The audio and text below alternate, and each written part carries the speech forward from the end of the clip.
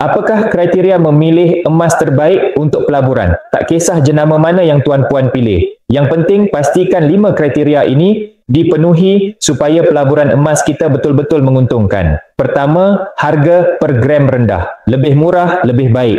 Kita boleh beli pada harga rendah dan jual semula dengan untung yang lebih tinggi. Kedua, spread atau susut nilai yang nipis. Semakin rendah spread, semakin cepat kita dapat keuntungan bila harga emas naik. Ketiga, stok tiada had. Pilih tempat yang sentiasa ada stok, supaya bila harga jatuh, kita boleh beli tanpa had. Keempat, cawangan jual beli banyak. Mudah nak uruskan beli dan jual emas di mana-mana lokasi. Kelima, jaminan beli balik tanpa syarat cerewet.